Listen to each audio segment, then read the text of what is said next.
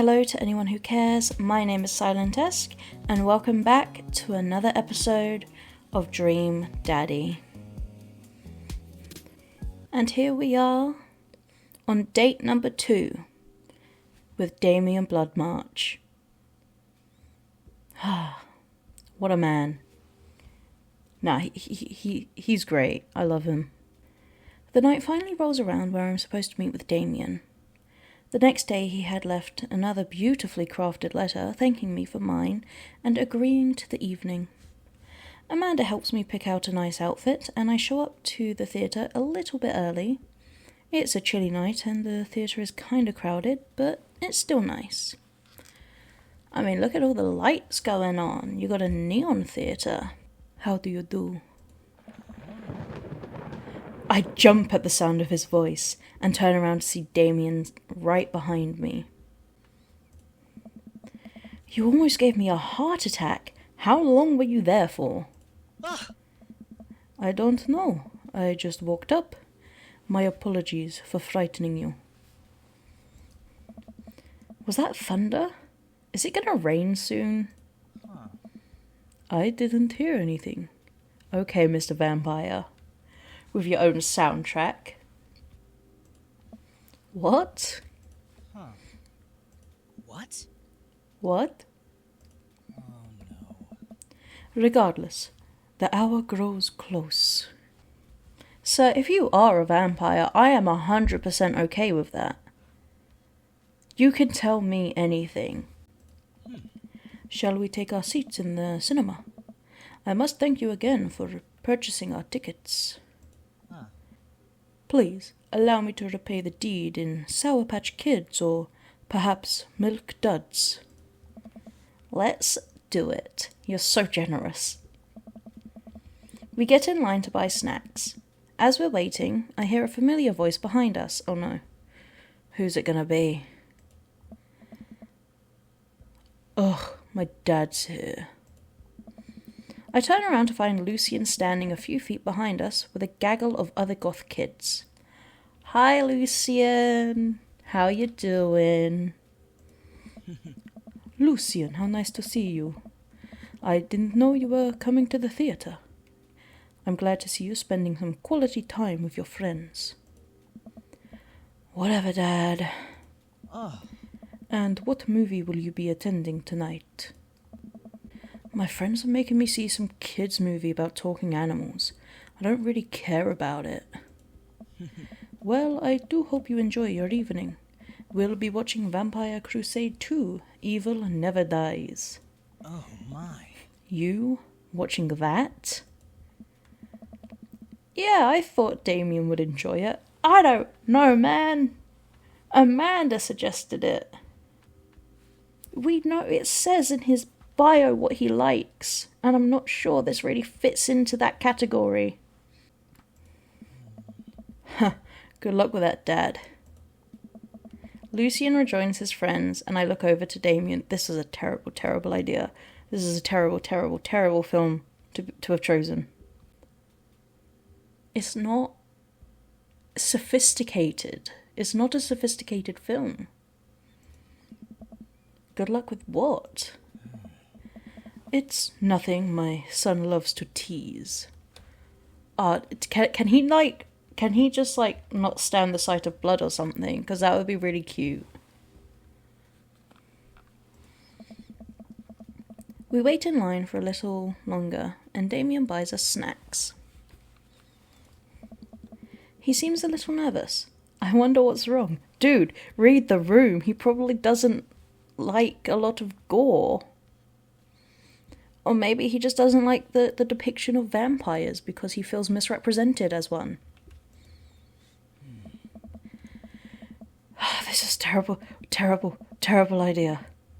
Believe me, I know how it feels to accidentally take someone to the cinema to see something that they do not enjoy. It's a horrible feeling. And I don't want this to go bad. Damien and I take our seats and settle in for previews. Glancing at him, I can see that he's sweating profusely and gripping his armrest. He doesn't want that. He doesn't. This is not a good idea. Read the signs, Lorenzo. Stop being an idiot and get him out of that cinema. Is everything okay? Vampires are. The movie has... I don't know. Is everything okay? It's clearly not, but is everything okay? Everything is perfectly fine. That's a lie, Damien. Huh. I'm so, excited for this film. You're not, though. I'm a devoted patron of the arts, especially the scary arts. The scarier art, the better. Do you have a favourite horror movie? Of course I have a favourite horror movie. Mine is Halloween Town. Terrifying. Oh, honey, no. Oh, interesting. That's odd. I don't seem to remember Halloween Town being that scary. I would have expected him to bring up some sort of strange foreign horror film that I'd never heard of. Because that's what it says in his biography, right? Like, our favourite film genre, and it was like Italian horror classic type shit. Damien, we can leave. We do not have to sit through this film. Damien's knuckles are turning white. It looks like he's about to rip the armrest off. Wait a second. Damien, are you afraid of horror movies? But, god damn it! Ah! You must be joking. I love horror movies. Damien, do not do this to yourself. Let us go. I don't want to sit you through this. The lights dim for the film. Ah! Damien screams. Oh, honey. I apologize. I was thinking about something far scarier than this movie, which is not scary at all. We settle in as the film starts. I offer Damien some licorice, and he takes one. I take note of how much his hands are shaking. Lorenzo, you can't be this stupid. You've got to get him out. Ah! The title flashes across the screen in bloody letters. Vampire Crusade 2, Evil Never Dies. Huh. A pale man with long silver hair, glittering red eyes, and well-oiled abs sits up in a coffin. Oh. Awaken my coven. Two more vampires slide the tops of their stone coffins onto the floor. Brother, is it time? Yes, husband, but also mortal enemy. It is time. The three look at each other, and then to the camera. I don't know where this is going. For the Vampire Crusade. This rules. Does it, though? Does it? Is Damien enjoying it? The trio of vampires flies off into the night as foreboding organ music plays in the distance. I somehow get lost in the movie. As dumb as it sounded, it's actually a pretty fun flick. You've got to be more attentive in this situation. You can't get lost in the film when, in the build-up to the film, your date is acting terrified already. Ah! We get to a tense moment of the movie where Romulus Trueblood sits at a truce meeting with the general of the human army, whose wife Romulus has fallen in love with. Oof. Romulus, it is good to finally meet you. General, I agree. It's good to finally blood you. Ah! Romulus leaps out and slashes the general's throat. Blood splatters over everything, including the camera. Ah! Damien screams again, reflexively grasping my hand. Oh, Damien. You poor, poor tortured soul. I immediately blush, forgetting about any vampires or blood or vampiric blood. Oh my. Oh, I'm terribly sorry. Damien retracts his hand and places it back in his lap. Honey, if you need to grab me for support, you have permission to do so. I was writing a novel in my head about blood magic and I got to an extremely scary section. Damien goes back to quietly stressing out over the movie. It's kind of cute that he won't admit that he's afraid of it. I wish he would hold my hand again. Aww. Hold his hand. Offer him the comfort he so clearly needs. Maybe I could do something to try to make him feel more comfortable. Maybe. I've got it. I'll do what all dads do best. Talk during the movie. What is wrong with you? Just leave. You can't talk in a cinema full of people. Tell dad joke, point out plot hole, ask what's happening. I feel like telling a dad joke is... Although ask, get him to talk about himself rather than trying to get him to focus on something you're saying might work better. Definitely don't try and get him to focus more on the film.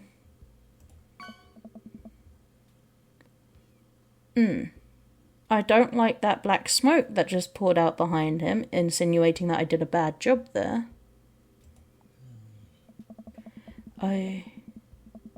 Wait, no!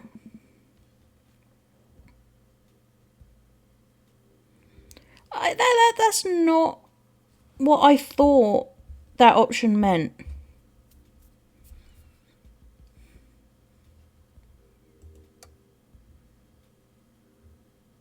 Hang on just a second. This isn't cheating. This isn't cheating. If I load this isn't cheating. Okay? This is me understanding now what the options meant. And now I know exactly what the options are meant to be. What's happening for me was intended to be. What's happening with you? What's going on in your life? Talk to me so you don't have to, talk about the film. Oh my. And, What? that I think... Because if I'm there in that situation, I would know that I wouldn't want to be trying to get him to focus on the film. So, he's a writer. He's a reader. He likes reading, writing, he's into that. He's very much... Okay, a dad joke is always a good option. You get a laugh, dads appreciate dad jokes. But if I were to point out a plot hole of the film, whilst it is technically drawing his attention to the film still, it's doing it in a way that downplays the film, right? Because it's like, hey, look at how badly written this film is. Isn't that funny? That makes the film less scary, right? Because you can look at it less from an emotional point of view and more from... a critical point of view. Or do I just go with a dad joke? I think pointing out a plot hole because of, the creative process that goes into it, right?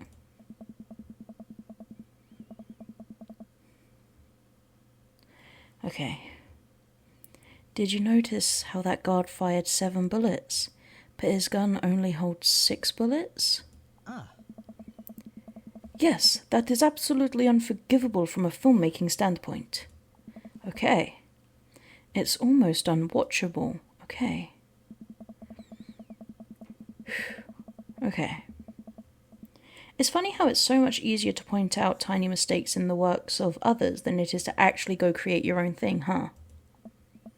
Hey, look, that's an anachronism. The rest of the movie goes by relatively smoothly, with only a few whimpers from Damien. Maybe he would have liked the romantic comedy better. We get to the final scene of the movie, where Romulus Badblood and the General's wife embrace each other in his crypt. It appears that the true vampiric crusade was the vampire crusade in our hearts, our cold, unbeating hearts. Okay, Romulus. Romulus and the General's wife begin making out. Hard. What? The film fades to black, and the end appears on the screen. But then it hard cuts to Demetrius and his rival lover, Carmela, who watch the two from afar. Huh. Oh no! Twist ending! Our bloodline has been pure for 1,000 years. Romulus has betrayed us by loving a human woman. It will only be a short time before the next Vampire Crusade 3. Evil must die again. More thunder, more ominous organs. The movie fades out again, and a bloody question mark now accompanies the end. What a great, beautiful, beautiful work. Oh, that felt horrible. It felt absolutely horrible. I am so sorry, Damien. I feel ashamed. Damien and I walk out of the movie theatre amidst throngs of chattering moviegoers. He's a little more pale than I remember, but otherwise he survived the encounter. He even seems kind of invigorated. Oh. What an interesting film. While the premise admittedly struck me as pedestrian, I was intrigued by its harrowing love story and great attention to detail in regards to vampiric lore. Yeah, it was pretty good. A lot more vampire titties than I thought there would be. Come, the night is young. Let's take a stroll. Thank you, Damien. You are going to save this date. I can only apologize for how horridly badly I messed up. I do apologize from the deepest pits of my soul. Damien is making a point of not telling me where he's taking me. Still, I am enjoying the walk and the cool night air. Being alone here with Damien is a lot better than being in a crowded theatre. Yes, we terribly planned that date. This is why you don't buy tickets without asking the person what they want to watch first. Lovely night, isn't it? Uh-huh. As lovely as the company, yes. Oh, Damien. He thinks I'm lovely. Damn. Okay, here comes the smooth response. Oh, God. Okay is far too dismissive. Cool, thanks, cool, thanks, cool, thanks. Just thanks. Just thanks. No problem. Crushed it. We both stand there feeling a little awkward. I sure am one smooth operator. Are you getting a little hungry? We could maybe stop off and grab something to eat. Oh. Worry not, friend. I've a plan. We turn the corner and are greeted by the gates of a cemetery? What? Are we going in there? A little bit of Victorian flavour, Lorenzo. Trust me. I'm a bit nervous. Oh, Jesus, okay, music, hi! I'm a bit nervous, but Damien hasn't led me wrong yet. I follow his lead as we walk into the cemetery. Statues of angels stare down at us as we follow a path through the faded tombstones. As we crest a small hill, we get a beautiful view of the city. The nightlights sparkle around us. I gotta hand it to him. For being in a cemetery, this is strangely romantic. Picnicking in graveyards is an old Victorian tradition. An appropriate finish to an evening after a vampire movie, wouldn't you say? With a flourish, Damien produces a blanket and picnic basket. Where the fuck were you hiding that, sir? Wait, where were you hiding that? Fine, keep your secrets. Under my cloak. How big is your cloak? Oh, right. Damien unfolds the blanket and we both sit down, gazing out at the city lights. He produces a bottle of red wine and a fine selection of cheeses. Red wine or blood? Either way, I'll drink whatever he gives me. In the Victorian era, there were no public art galleries, parks, or botanical gardens to speak of. Once rural graveyards became a more popular alternative to church burials, they became the only place that people could see beautiful plant life and fine sculptures. That makes sense. This is pretty nice. I have a question though. How are you so okay with being in a graveyard, but you had trouble handling a scary movie? I wasn't. He sighs deeply. Okay, yes, I was extremely scared by that movie. I was not writing a book about blood magic in my head. I just have never been good at those. I just feel as if, because of how I look and act, people expect me to love horror films, so I must play the part. Truth be told, I don't know if I have the constitution for them at times. Well, why would you put it on your profile, Damien? Damien, I'm so sorry. If I had known, I would have suggested another movie. It's quite alright. I actually did find myself enjoying this one, thanks to your help. Graveyards, however, I think there's something rather beautiful about death. Cemeteries are traditionally built away from cities, away from the realm of the living, and it keeps us rather separated from it.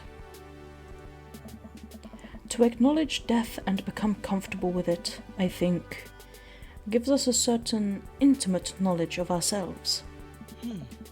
To sit amongst generations of those who came before us, to be truly alive in the midst of so much death, brings me great comfort.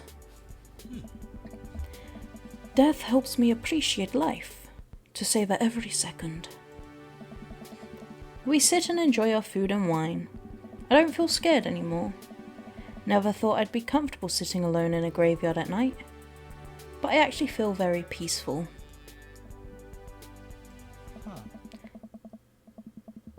Suddenly, it doesn't seem like we're alone. Off in the distance, I see a shadowy figure in the trees. Oh god. Okay, Hemingway, if that's you, I swear to God.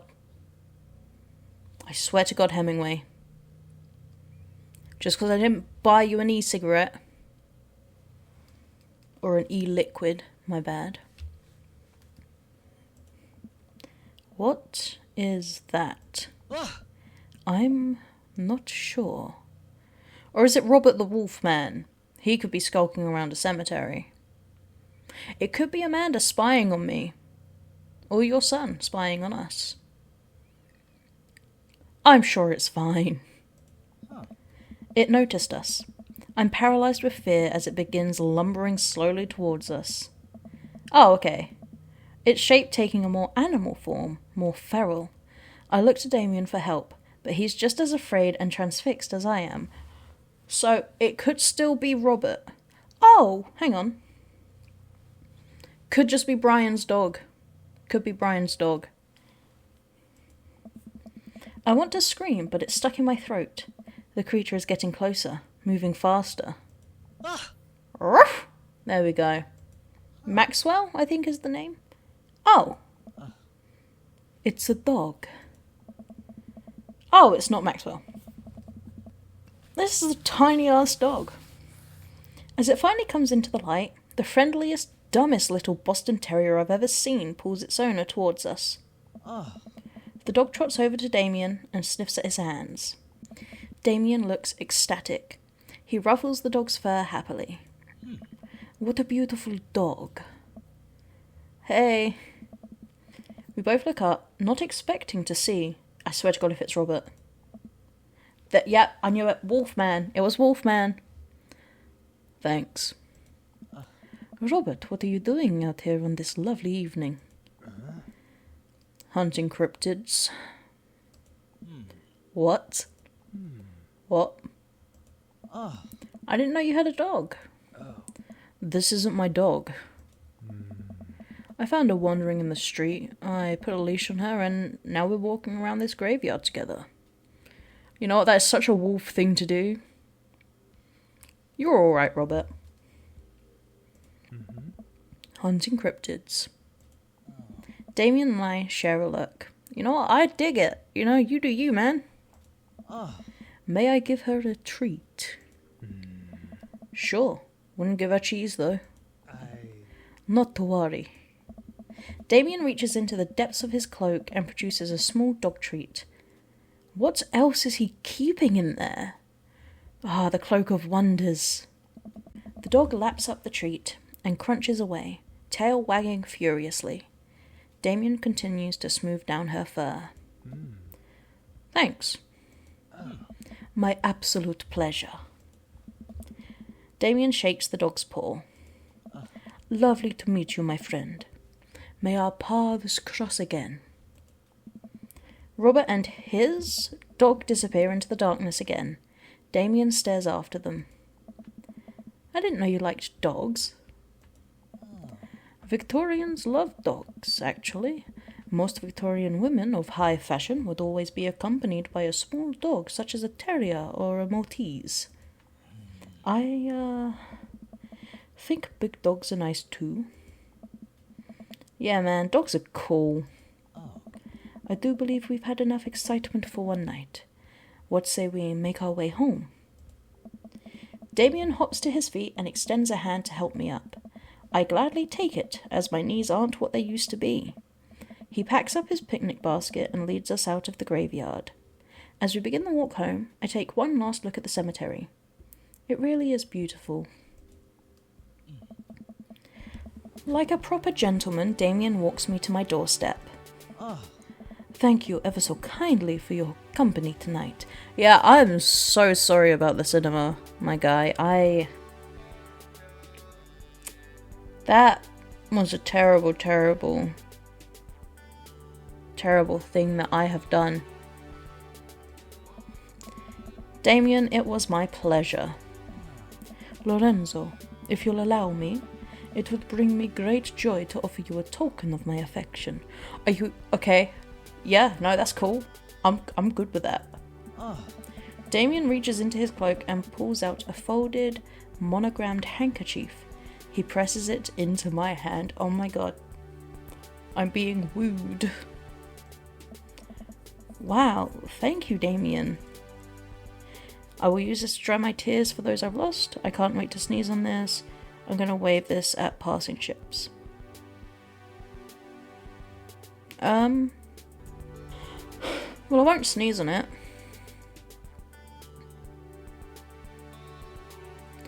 Waving it at passing ships. That's the thing that people used to do. I don't know, it would feel really weird to accept this token of his affection and then say that you're going to use it for something sad. Although I guess it could also mean this will bring me comfort in the moments of distress.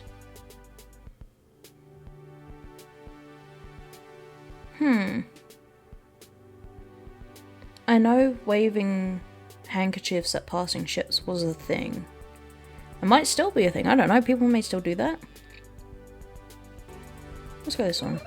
Oh, Jesus, okay. A noble purpose. Damien shuffles his feet. I just want to say that it's rare to find someone like you. Someone who's open to my eccentricities. It's nice to feel so accepted. Thank you. Damien gives my hand a quick squeeze. Damien, you're pulling my heartstrings right now. Damien blushes and hastily retracts his hand. I must take my leave. Good night. Before I can say anything else, he's gone. Huh. I unlock the door and step inside. Like a whirlwind, Amanda runs from the window and plops down on the couch, trying to look nonchalant. Hey, Dad. What's up? Were you watching me from the window? No, I was just, Okay, yes. How was the movie? Lots of vampire titties. Told you. But as it turns out, Damien is scared. Wait. Amanda doesn't need to know that. I'll keep it between me and Damien. Yeah. Scary cool. Yeah, he's so cool. It's scary. Nice save, Lorenzo. Did you know that graveyards used to be a place to throw parties? I think I'm misremembering that. Wow, that's pretty punk. Also, we saw a dog. Definitely thought it was a werewolf for a minute, though. How can you be so sure it wasn't a werewolf? Well, Robert was with him, and I am certain that he is. How can you be so sure I'm not a werewolf?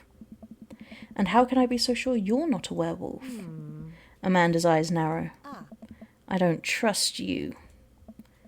Nor I you. We make intense, wary eye contact for a second. Anyway, I'm calling it for the night. Don't stay up too late, will ya? I'll try not to howl at the moon past midnight. Bye, Amanda. Date complete. That felt not as good as it could have been. I feel bad for that one. Are you familiar with the works of Corey Feldman? He simply slayed in The Lost Boys. Good to know. It's really disconcerting that that is the voice that is intended for you, though. Oh, okay, so we got an S rank. So that... pretty good, I guess. Right? Surprisingly. Awesome.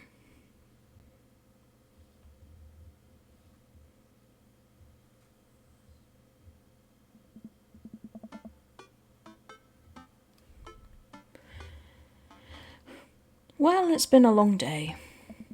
I'm just about ready to pack it in. After a few bites of ice cream from the freezer, I turn off all the lights and walk down the hall to my room. I wonder if Amanda's still awake. That kid needs some sleep. As I pass her room, I can hear a faint sound, but can't quite make out what it is. I get a little closer. Is she crying? Well, her eyes did seem a bit red. Like, under her eyes did seem a bit red, like she had possibly been crying. I should have pointed that out. I knock gently on the door. Hey, Amanda? The crying immediately stops. Not right now. Her voice sounds strained. She sniffles. I need to make sure she's okay. I open the door. Well, she said not right now. In the dark, I can see Amanda's outline in the middle of her bed, knees hugged up against her body. Is everything okay? I don't want to talk about it.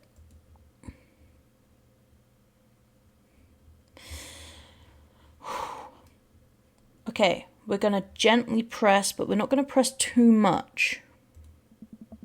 Did something happen? No, nothing happened. Go away. Ah.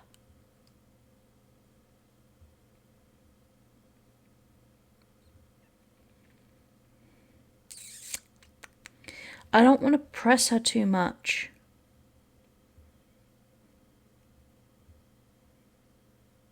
Oh, she looks so sad. Obviously something happened, but if she really doesn't want to talk about it, I can't force her into that, because that would be unfair. Okay. Alright, I'll leave you be. I back out of the room and close the door gently behind me. She immediately starts crying again. I feel awful. Wow, I have no idea what has her so upset. She seemed totally normal. I feel awful just leaving her to cry. But I also get the feeling that if I tried to do anything else, it would have only made her more upset. I can't stop mentally cycling through all sorts of awful things she could be dealing with right now. More than anything, I just want her to be happy and safe. I have a hard time falling asleep, but when I finally do, I'm still thinking about Amanda. Oi! Okay, and on that sad note, we're going to leave it there for today. Again, another episode where it's a sad Amanda we're leaving behind. God, it feels so icky, but pushing her too much is just not a good idea. Oh. Well, maybe we will find out what's going on in the next episode. So until then, farewell.